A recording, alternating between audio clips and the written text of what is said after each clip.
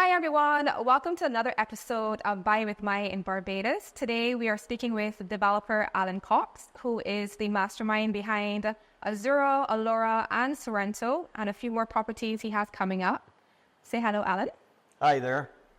All right, today we just have a few questions to go through with Alan, just to get a bit more knowledge about you and to introduce you to our audience at the Inspired team. So the first question I would like to ask you today is, how did you get into development in Barbados? Well, I've always been in a level of development in Barbados, but a lot of properties that we've bought, we've kept and we've built. Okay. And we've also sold quite a few properties over the years, places like Sugar Hill, and a number of houses that we built, we invested and we've resold. We sold commercial properties, built and sold over the years. My background the last 30 years has really been in manufacturing. So we manufacture and we export to about 21 countries. My son Adam joined Escape, and he was an integral part of forming Escape. He went out and he came to me and he said, Dad, let's do this thing a little bit more serious. Let's focus in. And we believe that Barbados is going places. We're at a point now where the economy is going to continue to grow. And we're very confident in our leadership. So we decided to put our heads down and focus. And we have done a lot in a little bit of time. Yes. And we've got a lot to come. Fantastic. So you would say this is a family business? Oh, yeah, for sure. Okay. Absolutely. We are definitely a family-oriented business. Adam is a partner in this business. My daughter also works in the business as well. My other son, he works in an associated company, but he also is doing some of his own developments as well. Oh, yes. Fantastic. So what is your favorite part of the development process? The creativity. Love it. I love seeing something, an idea come to fruition, like this project right here. It really has exceeded my expectations. Azura has worked out beautifully. And when, all the landscaping kicks in, because we always have a landscape architect on every project. Kevin Talm is who we work closely with. And, the other night, the same project I drove by, and it was incredible. It actually stunned me because I was driving by at night and all the lights were shooting onto the big wall at the side here. And everything was reflecting the palms and the trees onto the wall. And it was really stunning. So the creativity of being able to take an idea and turn it into reality, that gets me every time. So you're integral and you're very involved in that process, in the creative process as well? Yeah, I certainly work on it, and I'm always there. Okay. Every creative meeting, every interior design meeting, I'm in architects meeting, constantly loving to see new ideas, throwing it out at the team, saying, can we do this? I'll give you an example. We're doing some luxury properties up at Gibbs now. We've got approval for it, and we'll launch this year. And I wasn't happy with the courtyard. And I kept looking for this idea and inspiration, and we got it. So now we have a phenomenal pool that literally you come out of your living room, one floating step. You're in a sunken living room surrounded by the pool, tropically landscaped all the way through, a beautiful waterfall on one end, a lovely dining table, and the entire living as well as the kitchen is opening up onto this courtyard. So it's magical. And seeing that, and getting that to, when that project's finished, it's going to be great. Okay. So that's a fun part. But the reality is that, as every developer or anyone in construction, it's a very intense game. You're dealing with building stuff from nothing, and so you've got to take that idea and you've got to be along with that. So we are not only on it, but I'm in it. As I tell everybody every day, my shoes need cleaning every morning, because in the nitty-gritty of it. Because I want to see, I want to know. So I visit all of our sites every day to make sure everything's going for plan.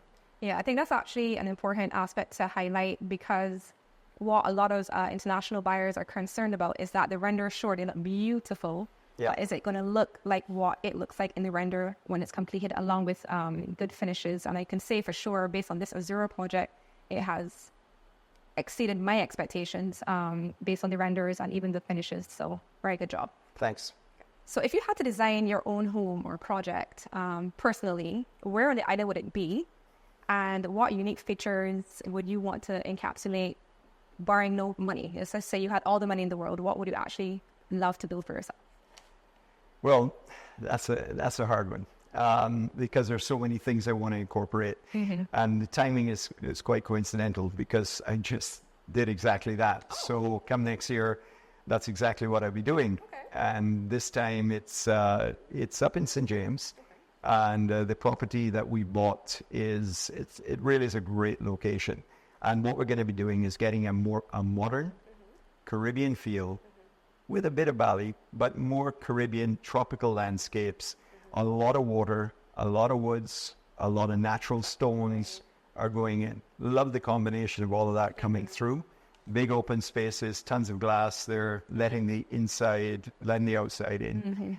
Love it. Okay, so you like a lot of natural light and the for sure tropical elements to come through in your even if in your personal home, that's what you would try to emulate as well.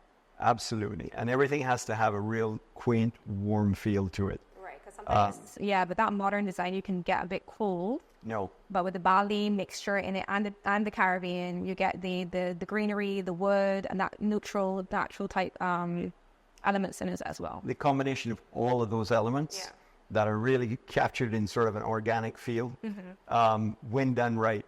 I mean, we're so excited because we've got so many other projects that every time I do another project or we're creative, it gets me excited because I think we've done a better job than the last one that we have.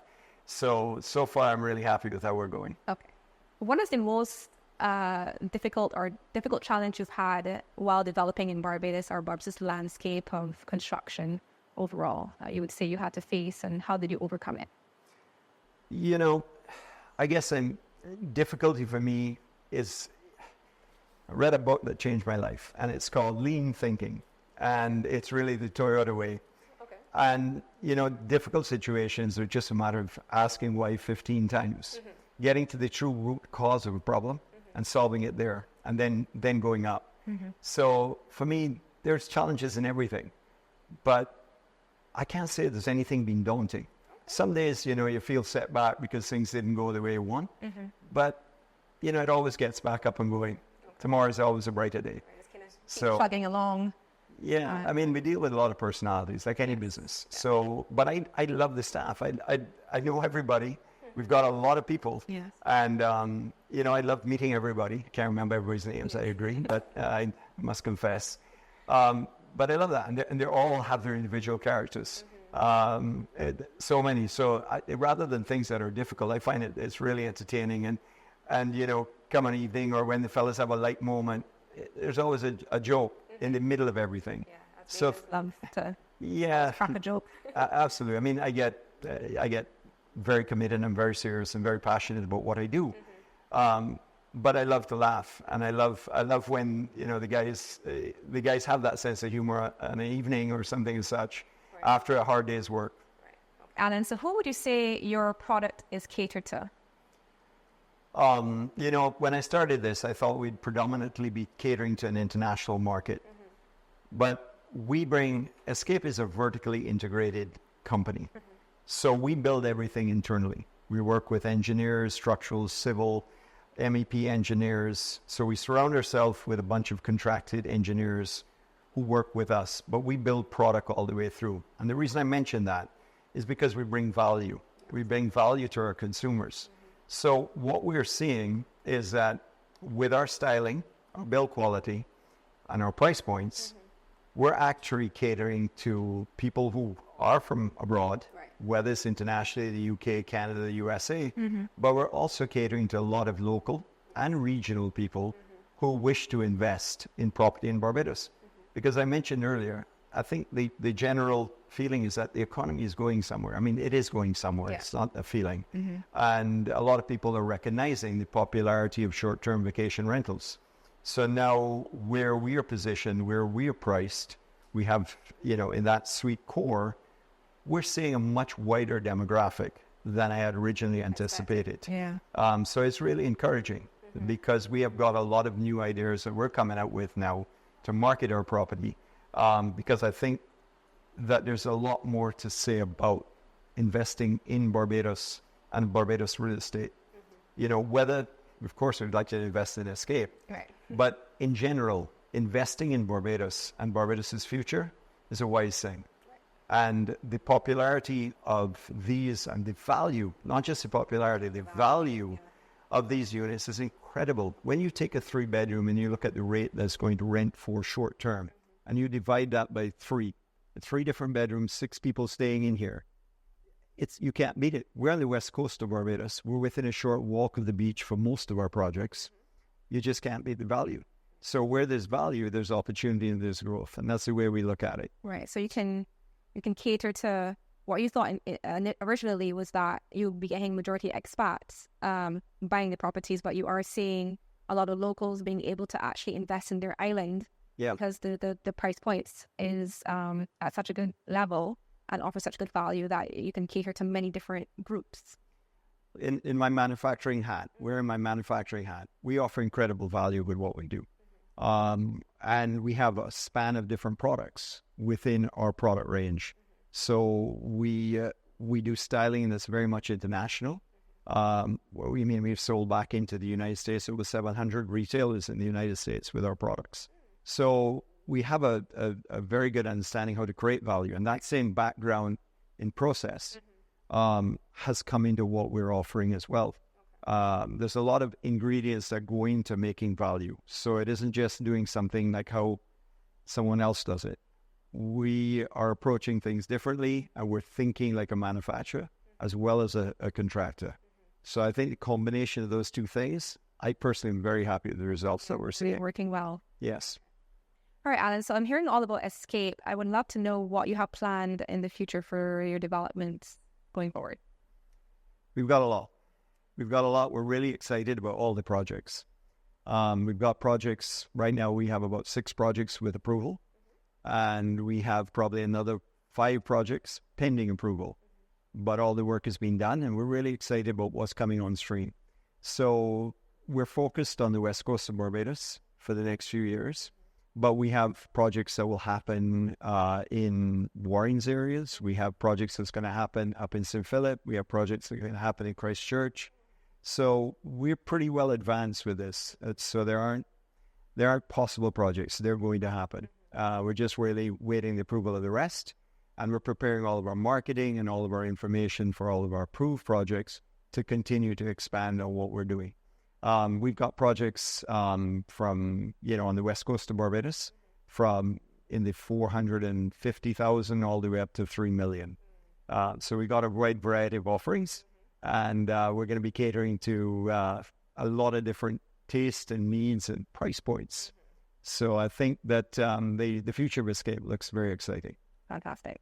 And we spoke about business and real estate. I want to get a bit personal because I always find it interesting to see what people, when they were younger, what they wanted to be and compare it to what they actually are doing as an adult. So when you were younger, what did you want to be? Well, I guess when I was younger, my father gave me a choice. He says to me as soon as I left Irish College, he says, Alan, you got this over here. You can go away, go to school, get your degree. But I was writing my father business plans from the time I was yay big. And I had a business opportunity, which he liked. So we decided to start. So at 19 years old, I became self-employed, and I've been self-employed since. So the journey has been fantastic. It's been up and down. Business is not easy, but you fight your way through, and you have to be able to solve problems. You've got to be solution-oriented. And you've got to constantly be coming up and driving those solutions. And I enjoy it. I've been through a wide variety of challenges. But where we are now, I've never been happier. I really enjoy what we're doing. I think I love to build stuff. I always have. Being in manufacturing, you create stuff. Yeah. So you design it, you engineer it, you see it come, you have to market it, you have to sell it. And I've been doing that for 30 years. So an understanding of that, whether it's construction, whether it's manufacturing, we're seeing it's so easy as we got more and more intense into the construction rather than just developing projects as a sideline, but now focusing all the energies into developing Escape. I'm very happy where we are. I wouldn't want any other choice. Great. Another personal question I would like to ask is, if you were to choose one book or one quote or motto that has driven you through all the challenges in your 30 years of being self-employed? Let's say we have a young developer who is trying to figure out how they can get into this. What quote, book, or advice would you give them? I'd mentioned it earlier, but for me personally, asking why and getting to the root of a problem. Too many people solve problems at the surface and they think they've solved the problem, but they haven't. They haven't gone deep enough. So for me, understanding Kaizen and a lot of other Japanese styles of management, and many others, Six Sigma, all of that type of stuff, it just provides you with a level of thinking that you can solve problems, because if you can't solve problems and provide solutions, you will not be in business for very long. So there's no end of challenges, but it's the solution side of it that's vital. Thank you so much. And I think that is... Well, thank you. Yes, absolutely. Thanks for coming on today's Bye with Mai. And hopefully we can put this up and get it shown to the world.